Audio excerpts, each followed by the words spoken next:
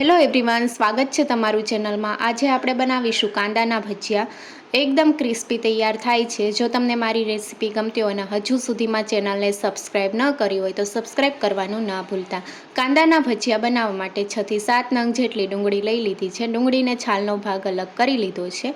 ડુંગળીના ભજીયા બનાવવા માટે ડુંગળીને ઊભી સ્લાઇસમાં કટિંગ કરવાનું છે અને બને એટલી ઝીણી કાપવાની છે। તો આ રીતે ઊભી સ્લાઇસમાં આપણે બધી ડુંગળી કાપી લઈશું અને ડુંગળીને એકદમ પાતળી સ્લાઇસમાં કાપવાની છે। બધી ડુંગળી કપાઈ ગઈ છે અને તમે જોઈ શકો છો આ રીતે ઊભી સ્લાઇસમાં કટિંગ કર્યું છે। ડુંગળીને આપણે મિક્સિંગ બાઉલમાં કાઢી લઈશું। ડુંગળીને મિક્સિંગ બાઉલમાં કાઢી લીધી છે। ડુંગળીના બધા લેયર અલગ કરી લેવાના છે। તો છૂટા છૂટા લેયર હશે તો એકદમ ક્રિસ્પી ભજીયા તૈયાર થશે। આ રીતના બધા લેયર છૂટા થઈ ગયા છે। હવે સ્વાદ પ્રમાણે મીઠું ઉમેરીને મિક્સ કરી લઈશું। મીઠું ઉમેરવાથી ડુંગળીમાંથી પાણી છૂટું પડશે અને તેમાંથી જ આપણે બેટર તૈયાર કરી લઈશું।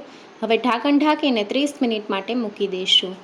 30 મિનિટ જેવું થઈ ગયું છે, ઢાંકણ ખોલી લઈશું। ડુંગળીને સારી રીતે મિક્સ કરી લઈશું। તો ડુંગળીમાંથી પાણીનો ભાગ જે હોય એ છૂટો પડી ગયો છે। હવે કોથમીરના પાન ઉમેરશું। તીખાશ માટે 1 લીલા મરચાંને ઝીણું કાપીને ઉમેર્યું છે। તીખાશ તમે તમારા ટેસ્ટ મુજબ ઓછી વધારે કરી શકો છો। સાથે 1 ચમચી આદુનું છીણ, મસાલામાં 1/4 ચમચી જેટલો હળદર પાવડર, તીખાશ માટે અડધી ચમચી લાલ મરચું પાવડર। તો અહીંયા લીલા મરચાંની તીખાશ કરી છે તો લાલ મરચું પ્રમાણસર લેવું। 1 ચમચી ધાણા જીરું પાવડર અને 1/4 ચમચી જેટલા અજમાને હાથેથી ક્રશ કરીને ઉમેરશું। અજમાથી બહુ સારો એવો ફ્લેવર આવે છે, જરૂરથી ઉમેરજો। 1/4 ચમચી જેટલી હિંગ ઉમેરશું। બધા મસાલા એડ કરી દીધા છે અને હવે મસાલાને ડુંગળી સાથે સારી રીતે મિક્સ કરી લઈશું। બેટરમાં સારી રીતે બાઇન્ડિંગ આવે એ માટે આપણે 4 થી 5 ચમચી જેટલો ચણાનો લોટ ઉમેરશું। ચણાનો લોટ ઝીણો લેવો। અત્યારે 4 થી 5 ચમચી જેટલો ઉમેર્યો છે, જો જરૂર લાગશે તો વધારે ઉમેરશું। સાથે ભજીયા એકદમ ક્રિસ્પી બને તે માટે 4 ચમચી એટલે કે 1/4 કપ જેટલો ચોખાનો લોટ ઉમેરશું અને સારી રીતે મિક્સ કરી લઈશું।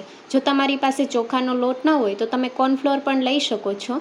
લોટને ડુંગળીમાં સારી રીતે મિક્સ કરી લેવું અને જરૂર પડે તો 1 થી 2 ચમચી જેટલું પાણી ઉમેરીને આ રીતનું બેટર તૈયાર કરી લેવાનું। તો સારી રીતે બાઇન્ડિંગ આવી ગયું છે અને ભજીયાને આ રીતે શેપ આપીએ તો સારી રીતે થઈ જાય છે। તો હવે મીડિયમ ગરમ તેલમાં આપણે ભજીયાને તળી લઈશું। ભજીયા તળવા માટે તેલ સારી રીતે ગરમ થઈ ગયું છે અને ગેસની ફ્લેમ મીડિયમ રાખવાની છે।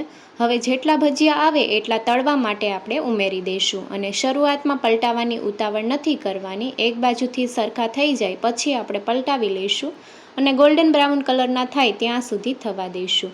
તો 3 થી 4 મિનિટ જેવું થઈ ગયું છે અને ભજીયા સારી રીતે થઈ ગયા છે। હવે ઝારાની મદદથી એક પ્લેટમાં કાઢી લઈશું અને આ રીતે બાકીના બધા ભજીયા તળી લઈશું।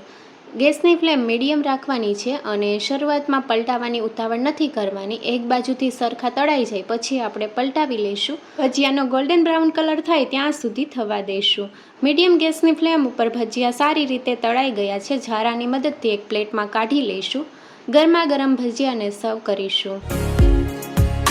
ચોમાસામાં ખાવાની મજા આવે એવા એકદમ ક્રિસ્પી કાંદાના ભજીયા તૈયાર છે। તમે કેચઅપ સાથે સર્વ કરી શકો છો। રેસીપી ગમી હોય તો ચેનલને લાઇક, શેર અને સબસ્ક્રાઈબ કરો। Thank you for watching.